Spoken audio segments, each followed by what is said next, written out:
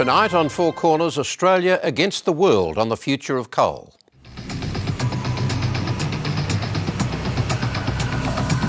Coal is essential for the prosperity of Australia. Coal is essential for the prosperity of the world. And coal is the world's principal energy source, and it will be for many decades to come. Australia is an extremely progressive country that has been an international player on so many issues. It is baffling to me why the current Australian government is stuck in the past rather than looking towards the future and becoming part of the solution. Australia's love affair with coal has helped sustain our prosperity for many generations. It's the source of most of our power and tens of billions of export dollars every year. But around the globe, a seismic shift is underway. 7 of the world's most powerful nations last week pledged to decarbonise the globe by the end of the century, effectively phasing out fossil fuels, and to reduce global carbon emissions by up to 70% within the next 35 years. The UN says it's the beginning of the end for coal. We can have the richest coal fields on the planet, and it will mean nothing if the world's big investors take their money elsewhere. And that's what some are already doing. All this begs the question, is Australia digging itself into a hole with its continuing attachment to this unfashionably dirty fossil fuel? Jeff Thompson reports on the harsh realities for the future of coal.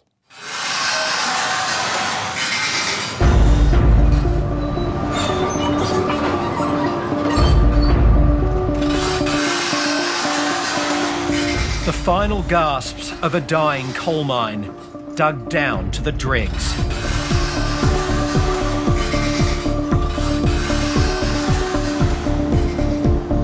Thousands of tonnes of rock and soil scratched away to expose the last coal seam at the Drayton mine.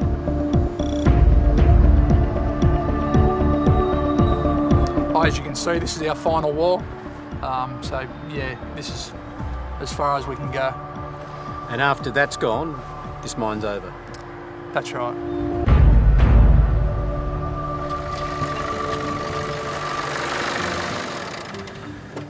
For coal mining giant Anglo American, it's crunch time in the New South Wales Hunter Valley. Over here we have the full extent of the southern edge of the mining area we intend to mine. Yep. And then we have the ridge lines. If it's to have a viable future here, the company needs to open a new pit just a few kilometres from current operations, according to the project's manager, Rick Fairhurst. Well, Drayton Mine's already been operating for 30 years.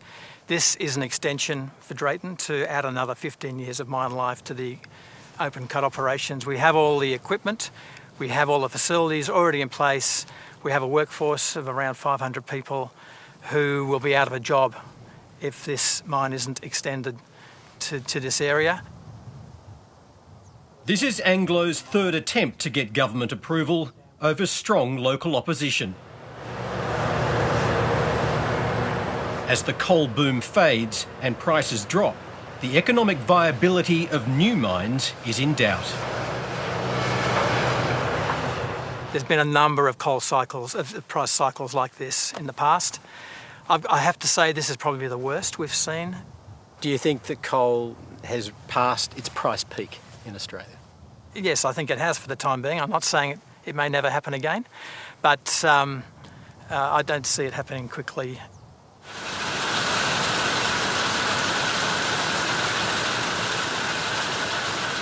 Craig Bates was one of the first apprentices employed at Drayton Mine 31 years ago.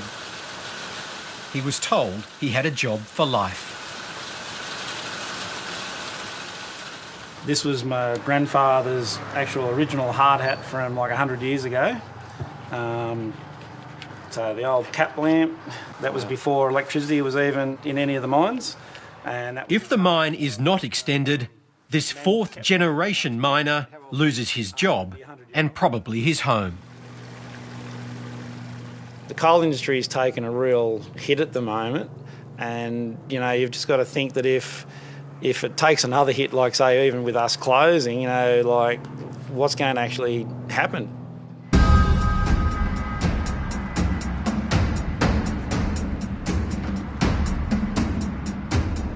The war on coal is escalating. The United Nations says there can be no new coal mines if the world is to keep global temperature rises below 2 degrees. Christiana Figueres is the UN's climate change chief. We do have to get to global peaking of emissions and a dramatic reduction of emissions quite soon after that, to the point where we would be reestablishing an ecological balance between emissions and absorption. So what that means is that there certainly is no space for any new coal. I think there is a growing awareness of the fact that there's no space for new coal. Australia has the 4th biggest coal reserves in the world. It's also our 2nd biggest export earner, bringing in $40 billion a year. 2/3 of our own electricity also comes from burning coal. Shifting away from coal would have severe impacts. There is probably an easier transformation in decarbonizing electricity Australia than there is in decarbonizing the export portfolio. But both of those need careful, considerate, nuanced, planned transition, so that you are able to do this in a manner that is protective of the economic stability of Australia.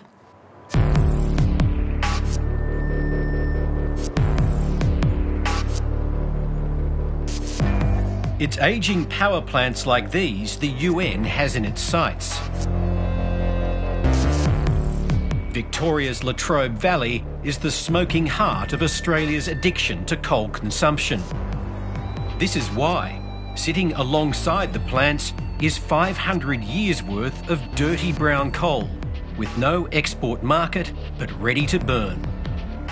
Hazelwood is not just the most polluting power station in Australia, but one of the worst in the world.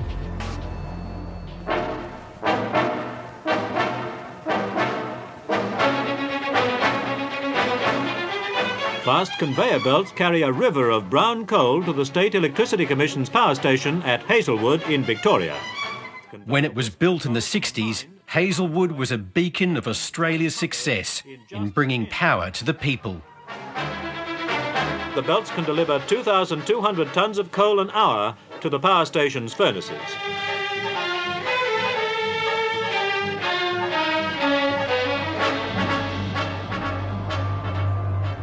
"50 years later, plants like Hazelwood have survived the challenges of the carbon tax and an attempt to shut them down. Because their dirty power remains cheap to produce, their emissions are increasing again. There is no real effort yet to clean them up or to pursue alternatives for baseload power. We need breakthroughs, we need research. You know, we need real effort into this. The union's head of mining in Victoria accepts that they can't go on forever. Yes. But he worries about the jobs of thousands in the Latrobe Valley and what comes next. If the answer isn't these power stations and these jobs, then we need transition plans on how to transition this community.